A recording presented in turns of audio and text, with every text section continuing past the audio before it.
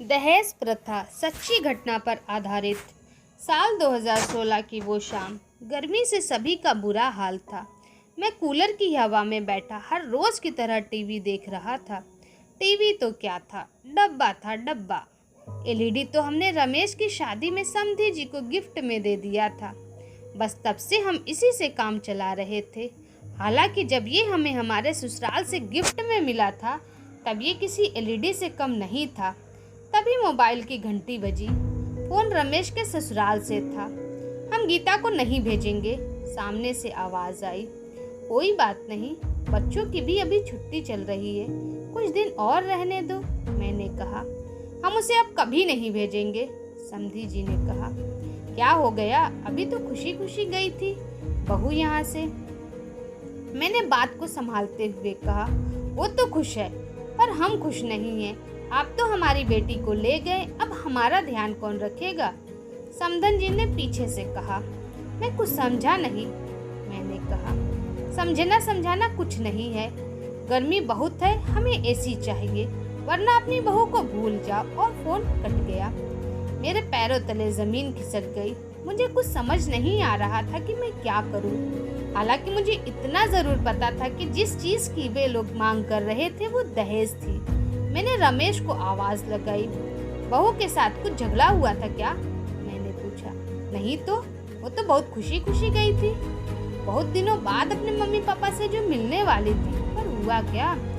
वे अब बहू को नहीं भेजेंगे। फोन पर अभी अभी उन्होंने एसी की मांग की है। लेकिन पापा, ऐसा कैसे हो सकता है? गीता को तो पता है कि शादी का कर्ज अभी उतरा नहीं है, तो फिर यह एसी? रमेश ने गीता को कसूरवार ठहराया। बातचीत अब कौतूहल का विषय बनती जा रही थी। रमेश की माँ, जो काफी देर से रसोई से हमारी बातों को आटा गूंदते हुए सुन रही थी, अब बातचीत का हिस्सा थी। यह भी तो हो सकता है कि बहू को इस बारे में कुछ पता ही ना हो, रमेश की माँ ने कहा। किसी सास का अपनी बहू पर इस तरह का विश्वास मैंने पहली बार देखा था। क्या हुआ दादू? रमेश की छोटी बेटी ने कहा। शायद समाज के इस पहलू ने उसे भी अपनी किताबी दुनिया से बाहर आने पर मजबूर कर दिया।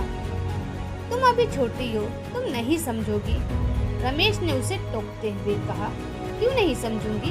मुझे पता है आप लोग दहेज प्रथा के बारे में बात कर रहे हैं। छोटे के इस शब्द दहेज ने सभी को स्तब्ध करके रख दिया।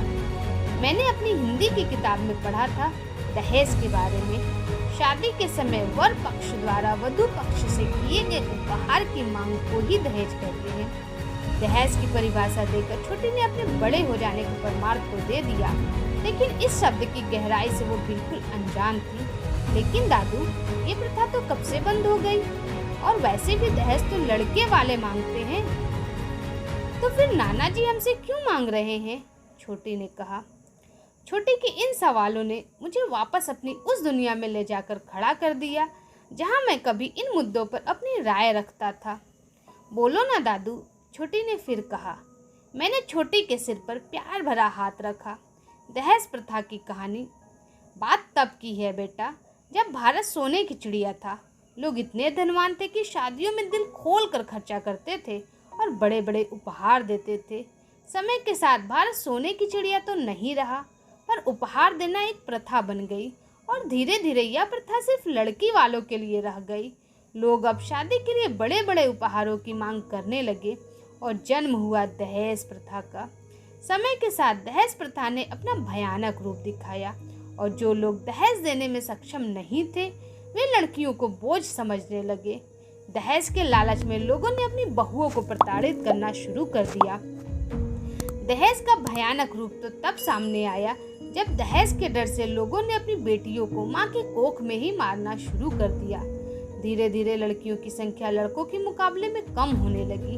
लड़कियों ने भी अपने अस्तित्व को बचाने के लिए जी तोड़ मेहनत की।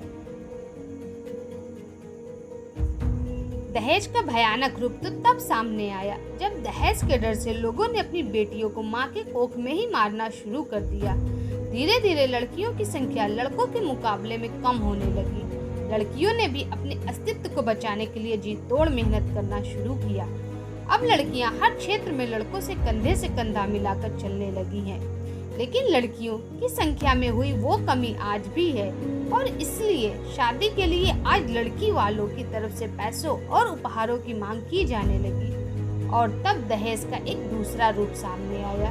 एक प्रथा ही दूसरी प्रथा को जन्म देती है। फंडा यह है कि किसी प्रथा को खत्म करने के बजाय उसके सही और गलत पहलू की ओर ध्यान दिया जाए। अभी दरवाजे की घंटी बजी। छोटी ने दौड़कर दरवाजा खोला।